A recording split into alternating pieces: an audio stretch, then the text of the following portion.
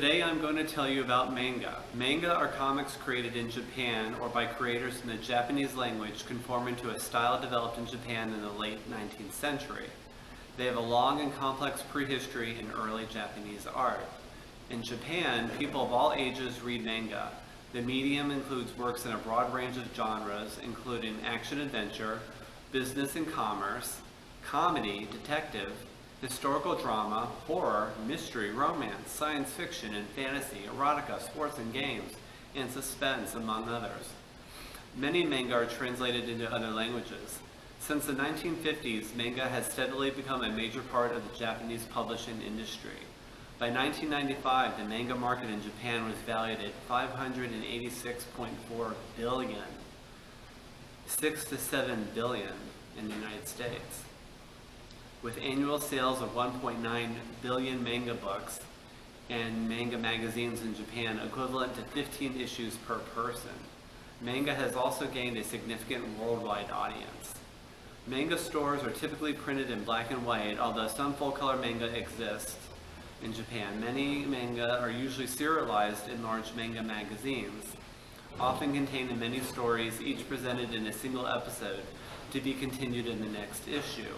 If the series is successful, collected chapters can be republished in Kinko-bin-non volumes, frequently but not exclusively paperback books. The history of manga is said to originate from scrolls dating back to the 12th century, and it is believed they represent the basis for the right-to-left reading style. During the Edo period, which was 1603 to 1867, Kobo Ihan embedded the concept of manga. The world itself first came into common usage in 1798 with the publication of works such as Santo Kyoden's picture book Shio no Kei, and in the early 19th century with such works as Ikawa's Minawa's Manga Hayoyuko and the Hokusei manga books.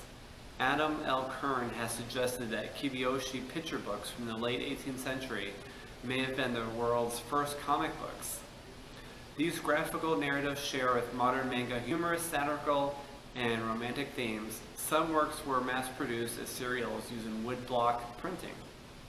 In 1969, a group of female manga artists, later called the Year 24 Group, also known as Magnificent 24s, made their shoujo manga debut.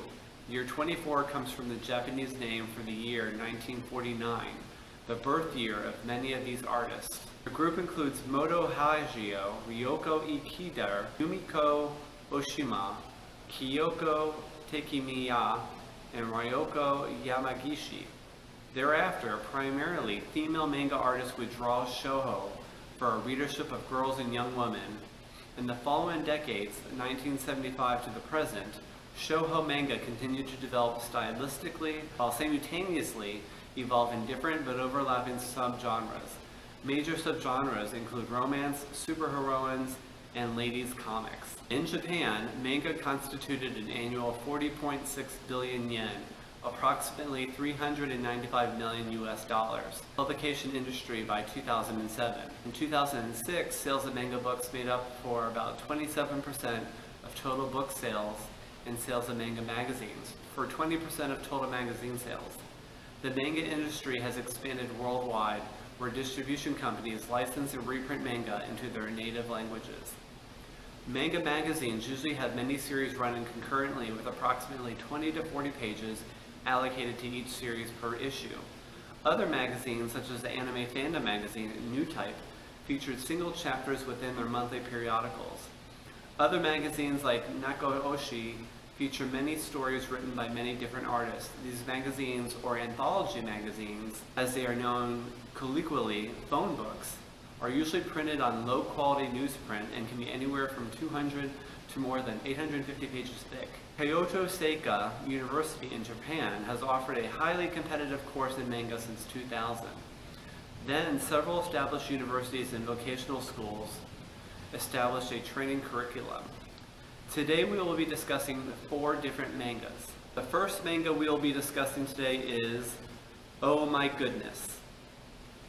Alone in his dorm on a Saturday night, Nekiyomi texts Kiichi Morisatu dials a wrong number that will change his life forever, reaching the goddess technical helpline. Granted one wish by the charming young goddess Belladande, a wish for anything in the world, Keiichi wishes she would stay with him always. Complications are bound to ensue from this. The immediate first being the new couple gets tossed out of the dorm. It's males only. As the hapless student and his mysterious foreign beauty ride along looking for a new place to stay, risking the different dangers of seeking shelter with Akatsuki, convinced Belladande is an imaginary woman and a Zen priest convinced she's a sinister witch.